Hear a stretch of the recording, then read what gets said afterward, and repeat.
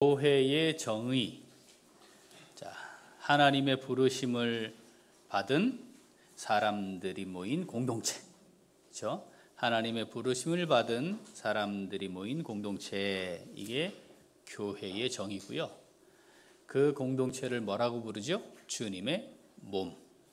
그러면 그렇게 부르심을 받아서 공동체를 이루고 있는 사람들은 왜 모인 거예요? 왜 부르심을 받은 거예요? 왜 주님의 몸으로 부르심을 받은 거예요?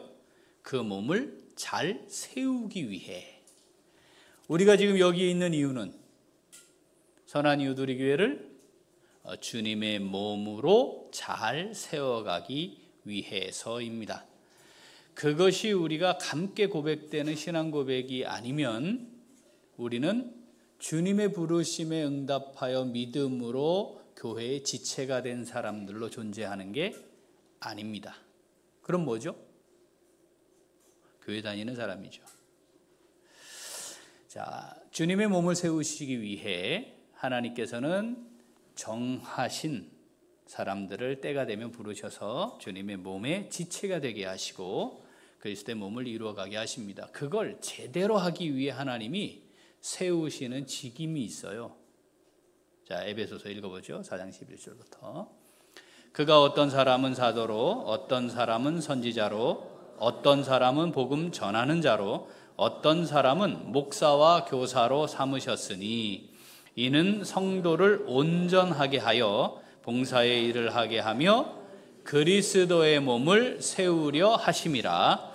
우리가 다 하나님의 아들을 믿는 것과 아는 일에 하나가 되어 온전한 사람을 이루어 그리스도의 장성한 분량이 충만한 데까지 이르리니. 아멘.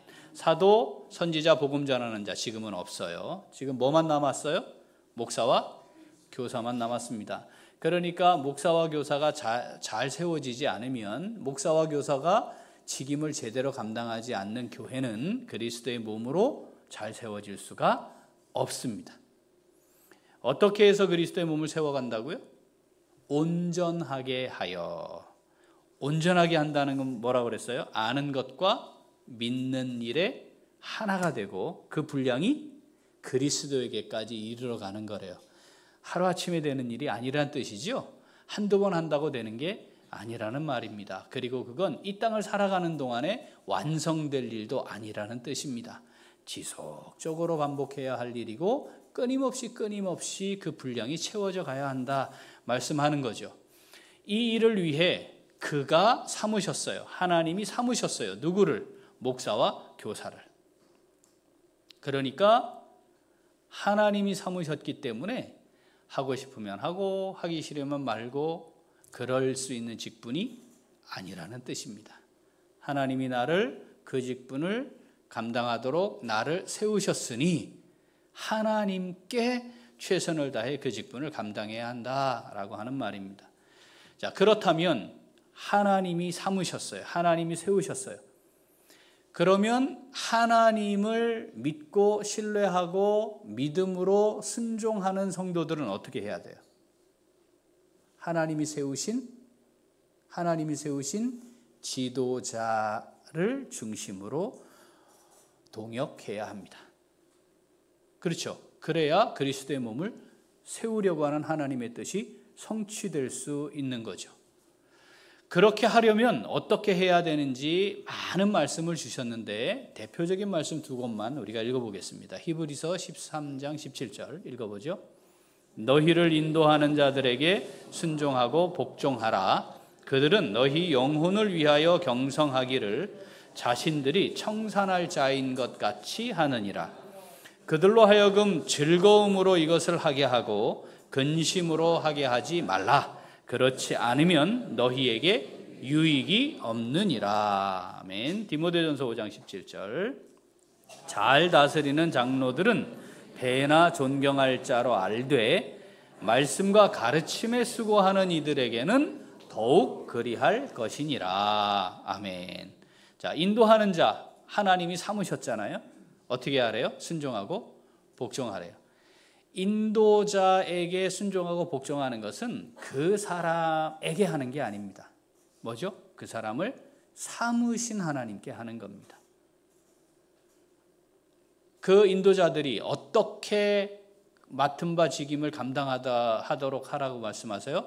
즐거움으로 그 일을 하게 하래요. 즐거움으로 하지 않고 근심으로 하게 되면 유익이 없대요.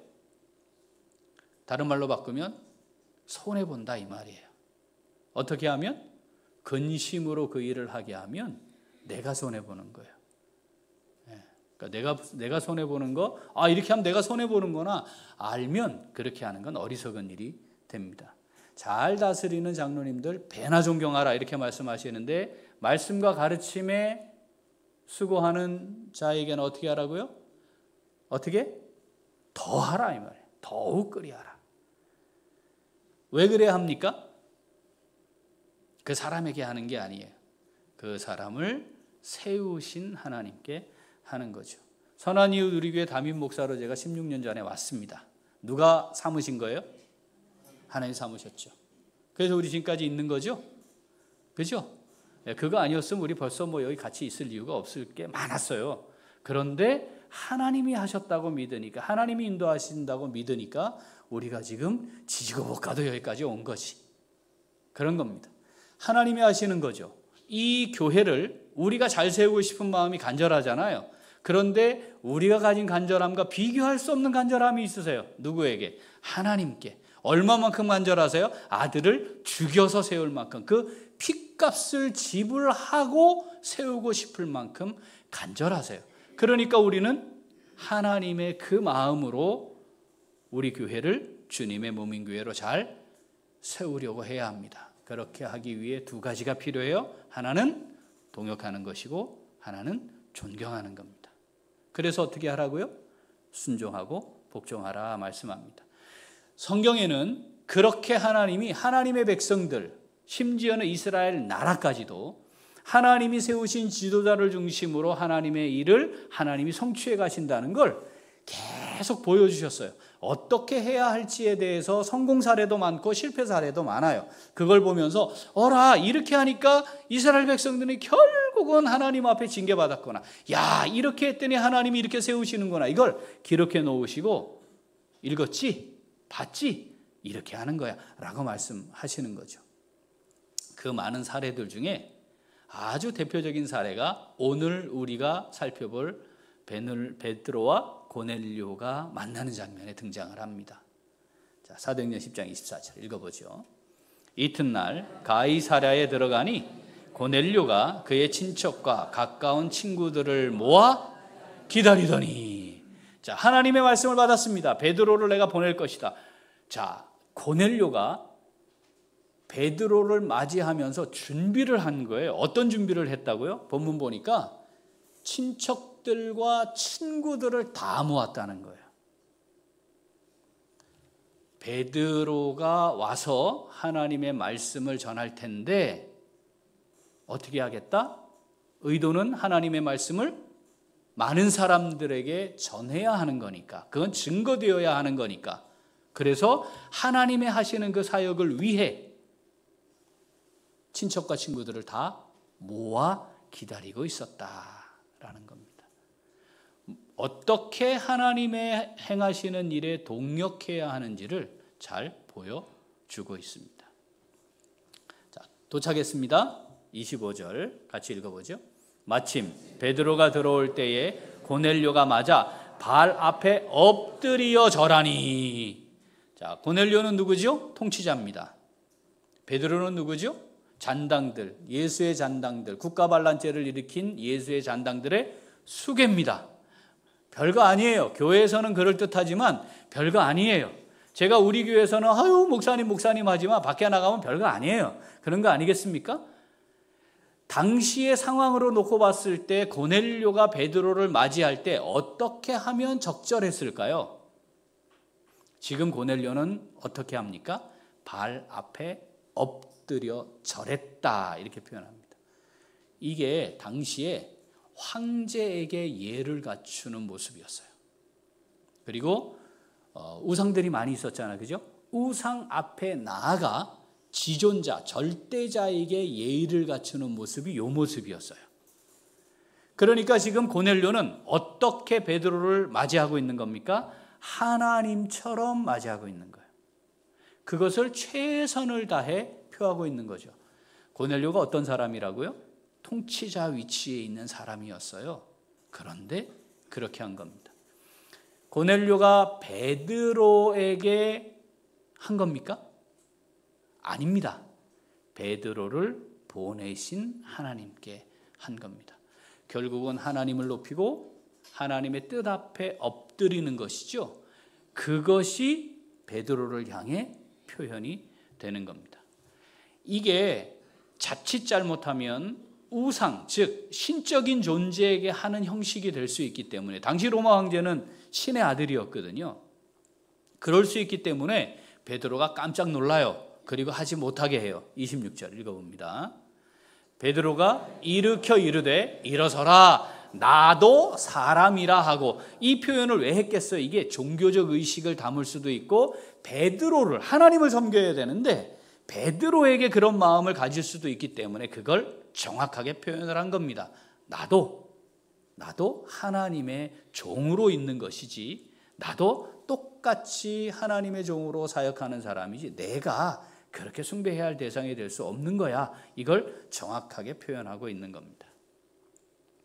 하나님의 사람 베드로를 향해 최선을 다해 최고의 마음으로 예를 갖추는 것, 이것이 하나님 앞에 경건한 믿음의 삶을 사는 사람들의 삶의 모습이라고 하는 것을 보여주는 거죠. 자, 우리가 성경을 읽으면서 좋은 말씀들 있잖아요. 있으시죠? 몇 개씩. 너무 은혜가 되는 말씀. 그것만 하나님의 말씀이 아니에요. 이 66권이 하나님 말씀이잖아요. 그러니까 이 말씀이 우리에게 기록되어 있는 것은 이 말씀을 읽으면서 하나님의 뜻을 알라는 거잖아요. 그러면 구태여 베드로가 왔는데 고넬료가 친척들도 모아놨다, 왔는데 뭐 엎드려 절했다, 이걸 기록할 이유가 뭐 있어? 그냥 베드로가 왔고 말씀을 이렇게 전했다, 이것만 해도 될 텐데 이걸 왜 기록했냐 이 말이죠. 이 말씀을 읽으며 내 뜻을 발견하라, 이런 뜻이죠. 하나님 우리에게 이 말씀을 읽히시면서 우리에게 물으시는 거예요. 야, 너도 나 그렇게 존중하고 있는 거 맞지? 너 그렇냐? 정말 내 앞에 엎드려 절함으로 내가 너희에게 뭘 말할지 기대하고 바라는 마음으로, 하나님 저는 하나님의 종입니다, 이런 마음으로 내 앞에 엎드리고 있는 거 맞지? 라고 물으시는 거예요. 그거 없이 교회 잘 다닐 수 있다니까요. 하나님 그렇게 경배하지 않고 종교생활 잘할 수 있어요. 얼마든지 잘할 수 있습니다. 근데 하나님 묻는 거예요. 너희는 어떠냐? 내가 교회를 세웠어. 너희의 교회를 세웠어. 그런데 내가 세운 교회를 잘 세워가도록 내가 세운 종들에게 너 어떤 마음이니? 어떤 태도를 가지고 있니? 너는 그렇게 존경하고 존중하고 있는 거 맞냐? 라고 우리에게 말씀하시는 거죠. 사랑하는 우리 귀한 식구들, 제가 여기 언제까지 있을지 몰라요. 여기 설치, 그렇잖아요. 그죠? 또 하나님이 제 다음으로 우리 교회를 잘 세워가시려는 계획 속에 또 예비된 목사님을 여기 보내셔서 세우셔서 또 교회를 이끌어가게 하실 겁니다. 제가 여기에 있는 것은 하나님이 제게 너 가서 내 교회, 나의 교회로 잘 세워, 그래서 제가 여기 세워진 거잖아요. 그러니까 제가 마음에 안 들더라도, 마음에 들어요? 안 드는 분들 많은 거 제가 알아요. 제가 40년째 지금 교회 사역하는데 눈만 봐도 이렇게 알지. 저 눈빛이 저거 딱 알아요. 예. 그거 모르겠어요? 아니 우리가 가까운 사람들끼리, 친구들끼리도 아는데, 중요한 건 내 마음에 드느냐가 문제가 아니고 하나님이 세우셨다라고 하는 사실을 우리가 함께 고백하는 거죠. 그런데 내 마음에 내 마음에 안 드는 걸 떠나서 이건 정말 말씀대로 아니다 그러면 제가 말씀하시면 됩니다. 하나님 말씀에 맞지 않는 것 같습니다. 그럼 우리가 같이 기도해야 하고 하나님의 뜻을 구해야 되죠. 하나님이 세우셨음을 인정하고 그렇게 하나님이 하시는 거구나. 그래서 친척들과 친구들을 다 모아서 하나님의 말씀을 듣게 하기를 원했던 고넬료의 그 마음, 하나님이 경건한 사람이라 하지 않았습니까? 우리가 함께 그렇게 우리 교회를 주님의 몸, 주님의 교회로 멋지게 함께 세워갈 수 있게 되기를 소원합니다. 자, 오늘 이 말씀 우리에게 주신 말씀인 줄 믿습니다. 그럼 우리 어떻게 할까요? 같이 읽죠.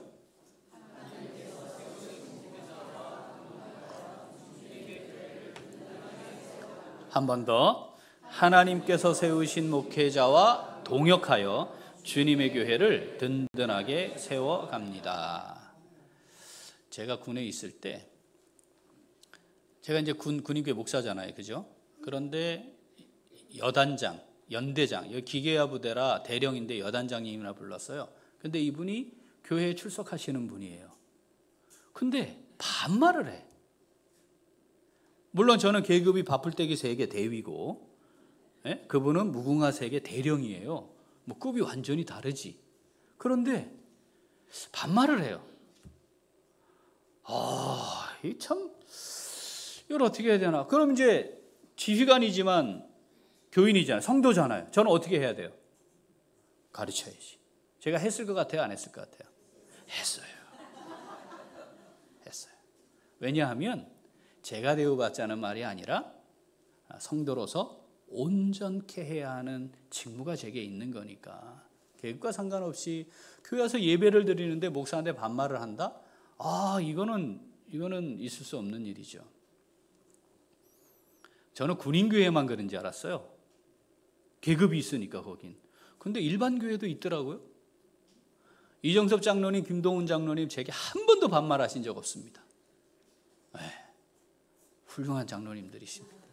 근데 저한테 반말하시는 분들 있어요. 조심하세요. 그거는 저를 세우신 하나님을 향해 하는 거기 때문에 그렇습니다. 우리 교구 목사님들 계신데 교구 목사님들한테 반말하고 그러신 분들 제가 종종 봐요. 조심하세요. 그분 저 목사님들을 세우신 하나님께 하는 겁니다. 친하니까. 그러면 그건 몰래 속닥속닥 안 보일 때 그걸 하시고, 교회 안에서는 질서가 있는 거 아니겠습니까? 목회자가 존중받지 못하는 교회가 잘 될 교회가 없습니다. 그럴 리가 없어요. 그래서 우리 교회가 60년 됐는데 원로 목사가 없는 거잖아요. 하나님께서 주님의 몸인 교회를 세워가고자 하실 때 지도자를 세우시고 그 지도자를 중심으로 동역하게 하십니다. 이게 우리가 함께 고백돼야 되는 거죠. 자, 저를 중심으로 동역해서 우리 교회 잘 세워갈 수 있게 되기를 소원합니다. 지금 한 26분은 답을 안 했어요. 가서 좀 고민하세요. 우리나라가요, 세계 4강이라는 거를 운동 경기에서 처음으로 한 적이 있습니다. 제가 중학교 때. 기억나시나요? 그날 학교 안 갔어요. 수업 안 했어요. 박종환 감독에 의해 세계 청소년 축구 4강 하던 날입니다. 지금까지 똑같은 국가대표팀 그 팀인데 박종환 감독으로 인해 4강을 가본 경험을 합니다. 자, 그 다음 히딩크 감독에 의해 월드컵 4강을 경험합니다. 우리 그때 난리 났었습니다. 전국이. 기억나시죠? 그리고 경험 못했어요. 같은 선수였고요. 같은 환경 비슷했는데 그거 해낸 겁니다. 자, 베트남. 우리나라의 박항서 감독님이, 집사님이 가셔가지고 베트남을요, 꼴찌에서 허덕이던 그 나라 축구팀을 그렇게 올려놨어요. 박항서 감독님 잘라내고 트루시에, 그 명장이거든요, 감독으로 했는데 안 돼요. 다시 밑바닥으로 내려갔어요. 지금 난리죠. 어느 나라가 난리예요? 지금은 인도네시아. 제가 열받았습니다. 진짜. 와, 어째 그럴 수가 있냐고. 그럴 수가. 대한민국이 올림픽도 못 나가고 이제 어디 그럴 수가 있냐고요. 그 인도네시아가 그걸 경험한 것은 신태용 감독님 때문입니다. 이 네 감독이 이 일을 경험하고 이루어냈다는 우리 알고 있지만 과정은 말입니다. 똑같았습니다. 공통점이 있어요. 그게 뭔지 알아요? 그 감독 마음에 안 들어한 사람들 무지하게 많았다는 겁니다.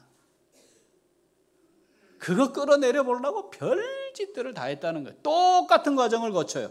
그런데 끝까지 가야 결과물이 있는 거죠. 하나님께서 어떤 조직이든 다 이 원리를 그대로 유지하시는데 특별히 교회는 더 그렇습니다. 왜냐하면 다른 집단과 조직은 이해관계가 얽혀서 이루어지지만 주님의 몸인 교회는 주님이 머리가 되시기 때문에 그렇습니다. 제가 마음에 안 드시는 분들 기도하세요. 정 안 되겠으면 목사님 빨리 좀 정리해 주세요. 좋은 목사님 오시도록. 그러시면 돼요. 그거 하나님 하실 일이니까. 정성진 집사님, 이유진 집사님하고 한 마음이요? 자, 이유진 집사님, 정성진 집사님과 한 마음이에요? 아니래. 자, 정성진 집사님은 그걸 간절히 구하고 있지만 현실은 아닙니다. 사역자 예배 때는 최철민 집사님과 박동원 집사님한테 물었어요. 둘이 한 마음이에요. 그러니까 펄쩍 뛰더라고. 그냥 아니요, 그래도 될 일을 뭘 펄쩍까지 뛰어. 하여튼 뭐 펄쩍 뛰었어요. 그래서 제가 이렇게 물었어요. 그러면 저는 누구 마음에 들어야 되는 거예요? 저는 누구 마음에 들어야 돼? 최철민 집사 마음에 들면 박동원 집사가 마음에 안 들 거고, 박동원 집사 마음에 들면 최철민 집사 마음에 안 들 거잖아요. 누구 마음에 들어야 되냐고. 여러분, 교회는 그런 곳이 아니라는 겁니다. 우리가 다 같이 누구 마음을 구해야 해요? 하나님의 마음을 구해야 합니다. 이 교회의 머리가 되시는 주님을 향해야 하는 거죠. 그런데 주님께서 우리를 이렇게 모으신 것은 우리 교회를 주님의 교회로 잘 세워가기를 원하시는 것이고, 저로 하여금 성도들을 온전케 하도록 저를 여기 세우신 거죠. 그 부분에 있어서 제가 정말 부끄러움 없이 최선을 다하고 있습니다. 앞으로도 그러할 것입니다. 그러나 여기에 젊은 목사님이 오실 겁니다. 제가 우리 교회 43살에 담임 목사가 돼서 왔거든요. 지금 16년 됐거든요. 제가 한 반 정도, 7년 정도는 계속 그 말 들은 것 같아요. 젊은 목사가 말이야. 젊은 목사가. 이제는 그런 말 하시는 분 없어요. 젊은 목사가 말이야. 여러분, 이건 주님의 몸된 교회에서는 있으면 안 되는 말이에요. 그렇지 않나요? 네. 디모데는요 20대였다니까요. 제가 27에 26에 목사가 되고 27에 담임 목사가 됐습니다. 아까 말씀드렸던 그 교회 28살이었어요. 처음에는 바풀떼기 2개, 중이 달고 계급도 있는 사회에 그 대령대 30년 군생활 하신 분들하고 같이 신앙생활 했어요. 교회를 세워갔어요. 그때는 진짜 얼마나 저 어린 놈의 이러지 않았을까? 그게 어디에서 출발하는 겁니까? 내 마음인 거죠. 내 뜻인 거죠. 자, 내 마음에 맞았다. 그러면 저 사람 마음에는 안 맞는 거예요. 그렇지 않나요? 우리가 다른데? 그런데 내 마음에 맞기를 구한다? 그러면 그 교회는 제대로 될 리가 없습니다. 주님의 뜻, 주님의 마음, 주님의 기쁨, 주님의 원하심, 주님의 영광. 어떻게 하면 거기에 우리가 초점을 맞추고 가야 될까? 계속 다 같이 그렇게 해야, 그죠? 다 같이 그렇게 해야 우리가 주님의 마음으로 한 마음 될 수 있는 겁니다. 장로님들 하나님이 세우셨잖아요. 그게 제가 존중하는 겁니다. 장로님들 사랑하는 겁니다. 장로님들 저하고 마음 안 맞아요. 잘 아시죠? 마음이 맞을 수가 없어. 어떻게 맞겠어? 내가 낳은 자식하고도 안 맞는데 우리가 마음이 맞는다? 노노노. 그럴 수 없어요. 권사님들 저 마음에 안 드시잖아요. 제가 권사님들 마음에 다 들 것 같아요, 저는? 아니에요. 아니에요. 목회자들한테 반말 찍찍하고 하는데 제가 마음에 들어 하겠어요? 안 하지. 그런데 존중하는 겁니다. 왜? 하나님이 세우셨으니까. 우리가 그런 마음으로 교회를 세워가야 하는 거죠. 교회가 세속화되고 있습니다. 무슨 뜻인지 아시죠? 교회 안에 말씀의 원리가 아닌 세상의 원리가 들어오는 겁니다. 이게 세속화입니다. 교회의 세속화, 우리보다 훨씬 빨리 됐던 종교개혁의 중심이었던 유럽도 세속화됐어요.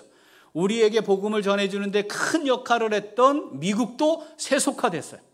우리나라 교회는, 우리는 세속화되고 있습니다. 돈 받고 일하는 거 세속합니다. 주님과 상관없이 얼마든지 할 수 있어요. 가정을 하나님의 신앙교육의 현장으로 만들자. 이거 포기하면 세속합니다. 교회가 성도들을 온전케 하는 곳이어야 한다. 이거 포기하면 세속합니다. 교회 주인은 누굽니까? 하나님이죠. 하나님이죠. 주님 머리 되신 주님이죠. 목사가 주인처럼 행세하면 그거 세속합니다. 당회가 주인처럼 행세하면 세속합니다. 목사가 되어서 직장 생활하는 것처럼 살면 세속합니다. 돈 주고 채용한다고 생각하면 세속합니다. 이미 세속화가 진행되어 가고 있습니다. 내 마음에 드는 목회자가 세워졌다. 그 교회는 세속화된 것이 틀림없습니다. 왜냐하면 내 마음에만 들 거니까. 하나님의 마음으로 귀히 여긴다. 그게 주님의 몸을 이룬 교회인 것이죠. 엎드려 절하는 거 해볼까요? 고넬료는 엎드려 절했대잖아요. 해볼까요?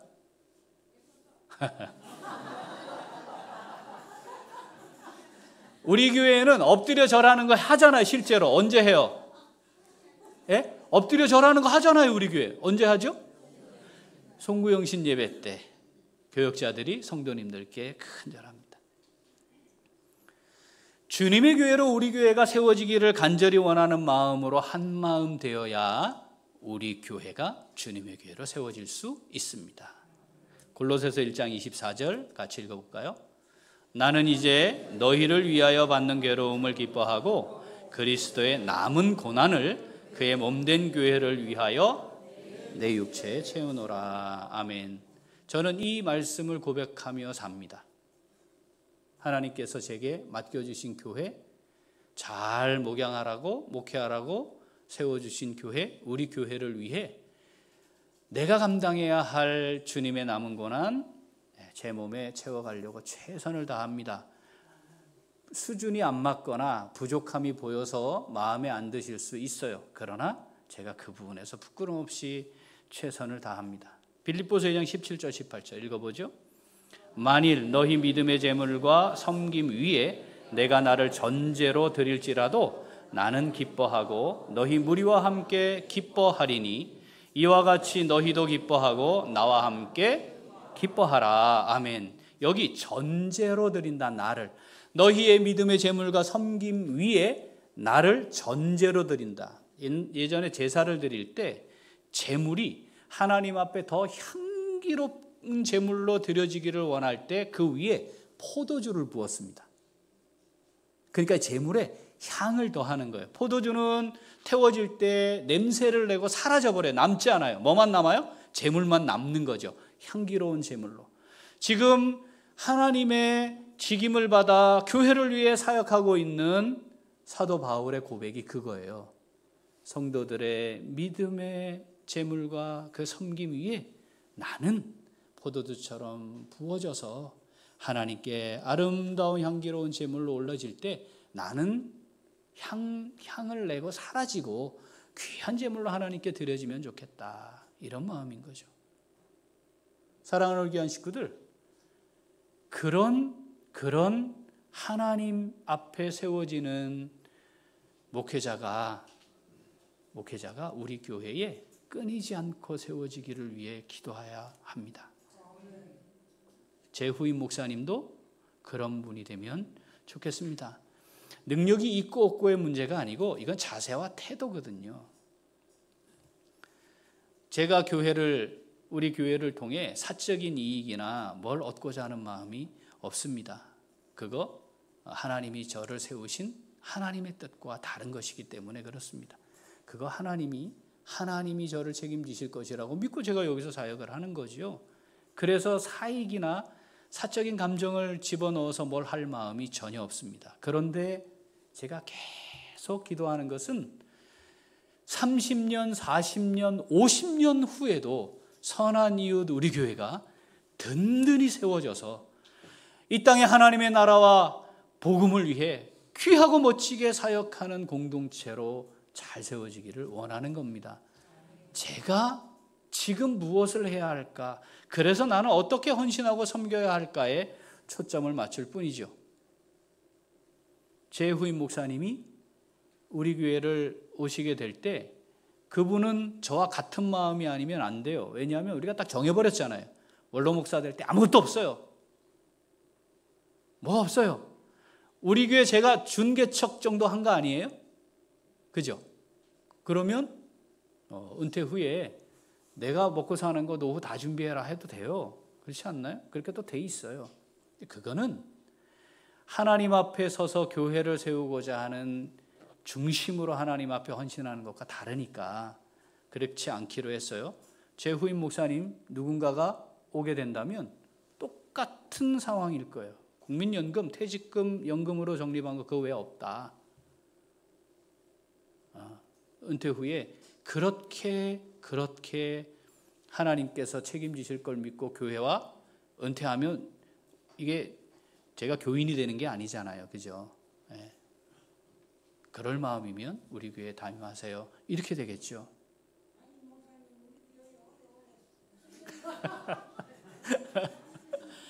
제가 이런 말씀들을 나누면 몇 분들이 꼭 그렇게 말씀하세요. 우리 홍말리 집사님 말씀하신 거 비슷하게 아이고 목사님 좀 그 말씀 안 하시면 안 되냐. 그런데 마음의 준비하고 계셔야 합니다. 그죠?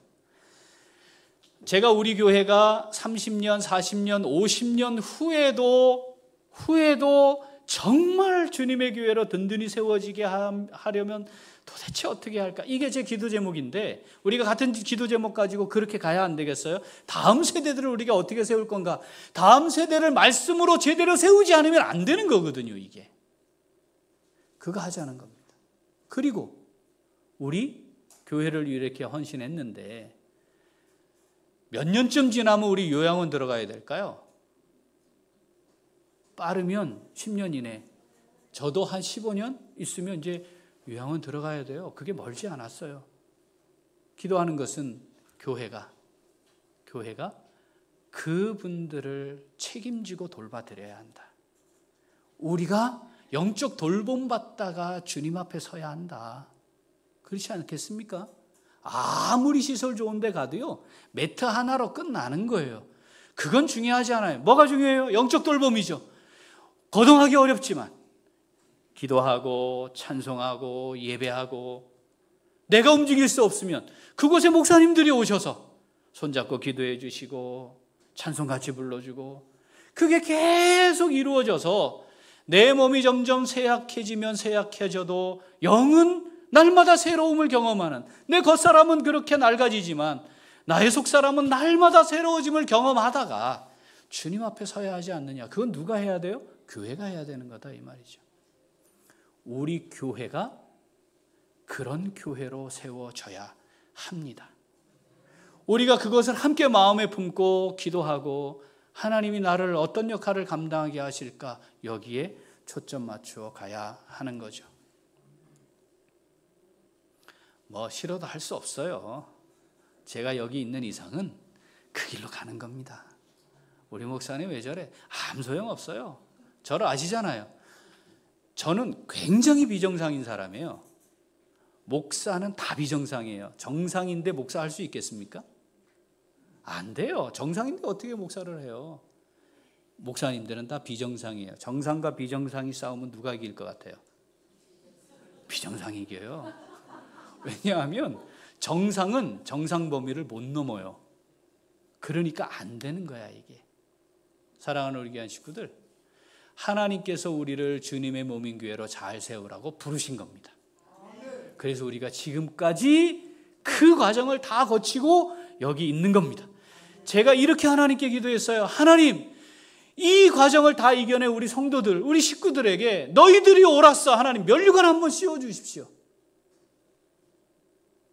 누가 봐도 너희들이 맞았어. 내가 너희들과 함께하고 있다는 건 내가 보일 거야. 하나님 한번 보여주십시오. 여러분이가 주먹밥 먹고 있던 그때에 비하면 지금 우리 하나님의 놀라운 은혜 가운데 있는 거 아니겠습니까?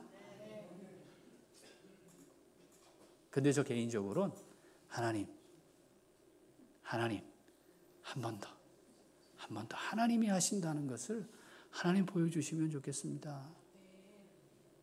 우리 같은 마음으로 하나님의 뜻을 구하고 동역하면 좋겠습니다. 우리의 자세와 태도는 제가 성도들을 사랑하는 마음으로 존중하고 엎드려 절하고, 우리 사랑하는 식구들 세워진 목회자를 사랑함으로 존중함으로 엎드려 절해서, 그것이 서로 사람들을 향해 하는 것이 아니고 우리 각자를 세우신 하나님, 우리 교회를 세우기를 원하시는 하나님을 향한 것이 되고, 그 신앙 고백 위에 우리 교회가 멋지고 든든하게 잘 세워질 수 있게 되기를 간절히 소원합니다. 아멘. 기도하겠습니다.